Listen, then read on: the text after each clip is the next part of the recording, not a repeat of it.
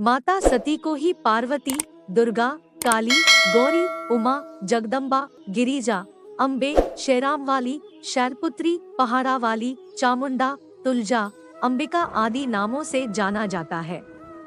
इनकी कहानी बहुत ही रहस्यमय है। यह किसी एक जन्म की कहानी नहीं, कई जन्मों और कई रूपों की कहानी है। देवी भागवत पुराण में माता के 18 रूपों का वर्णन मिलता है। हालांकि 9 दुर्गा और 10 महाविद्याओं कुल 19 के वर्णन को पढ़कर लगता है कि उनमें से कुछ माता की बहनें थी और कुछ का संबंध माता के अगले जन्म से है। जैसे पार्वती कात्यायनी अगले जन्म की कहानी है, तो तारा माता की बहन थी। माता सती के पहले जन्म की कथा सत पुराणों के अनुसार भगवान ब्रह्मा के मानस पुत्रों में से एक प्रजापति दक्ष कश्मीर घाटी के हिमालय क्षेत्र में रहते थे।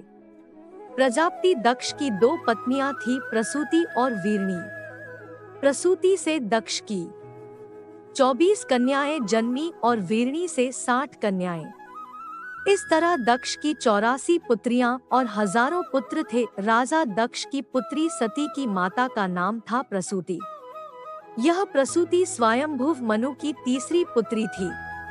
सती ने अपने पति की इच्छा के विरुद्ध कैलाश निवासी शंकर से विवाह किया था। सती ने अपने पिता की इच्छा के विरुद्ध रुद्र से विवाह किया था। रुद्र को ही शिव कहा जाता है और उन्हें ही शंकर। पार्वती शंकर के 2 पुत्र और 1 पुत्री है। पुत्र गणेश, कार्तिकेय और पुत्री वनता।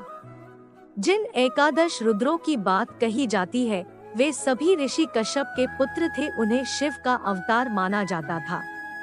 ऋषि कश्यप भगवान शिव के साधु थे। माँ सती ने एक दिन कैलाशवासी शिव के दर्शन किए और वह उनके प्रेम में पड़ गई। लेकिन सती ने प्रजापति दक्ष की इच्छा के विरुद्ध भगवान शिव से विवाह कर लिया। दक्ष इस विवाह से संतुष्ट नहीं थे, क्योंकि सती ने अपनी मर्जी से एक ऐसे व्यक्ति से विवाह किया था जिसकी वेशभूषा और शक्ल दक्ष को कतई पसंद नहीं थी और जो अनार्य था। दक्ष ने एक विराट यज्ञ का आयोजन किया, लेकिन उन्होंने अपने दामाद और पुत्री को यज्ञ में निमंत्रण नहीं भेजा। फिर भी सती अपने पिता के यज्ञ में पहुंच गई, लेकिन दक्ष ने पुत्री के आने पर उपेक्षा का भाव प्रकट किया और शिव के विषय में सती के सामने ही अपमानजनक बातें कही। सती के लिए अपने पति के विषय में अपमानजनक बातें सुनना हृदय विदारक और घोर अपमानजनक था। यह सब वह बर्दाश्त नहीं कर पाई और इस अपमान की कुंठावश उन्होंने वहीं यज्ञ कुंड में कूदकर अपने प्राण त्याग दिए। सती को दर्द इस बात का भी था कि वह अपने पति के मना करने के बावजूद इस यज्ञ में चली आई थी और अपने 10 शक्तिशाली रूप बताकर डराकर पति शिव को इस बात के लिए विवश कर दिया था कि उन्हें सती को वहां जाने की आज्ञा देना पड़ी।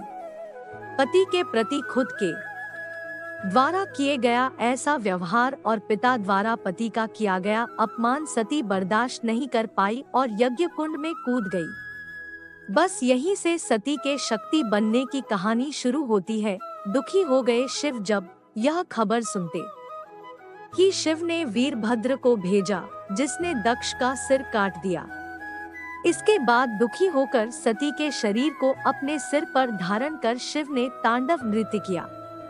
पृथ्वी समेत तीनों लोकों को व्याकुल देखकर भगवान विष्णु ने अपने सुदर्शन चक्र द्वारा सती के शरीर के टुकड़े करने शुरू कर दिए। इस तरह सती के शरीर का जो हिस्सा और धारण किए आभूषण जहाँ जहाँ गिरे वहाँ वहाँ शक्तिपीठ अस्तित्व में आ गए। देवी भागवत में 108 शक्तिपीठों का जिक्र है, तो देवी गीता में 72 शक्तिपीठों का जिक्र मिलता है। देवी पुराण में 51 शक्तिपीठों की चर्चा की गई है।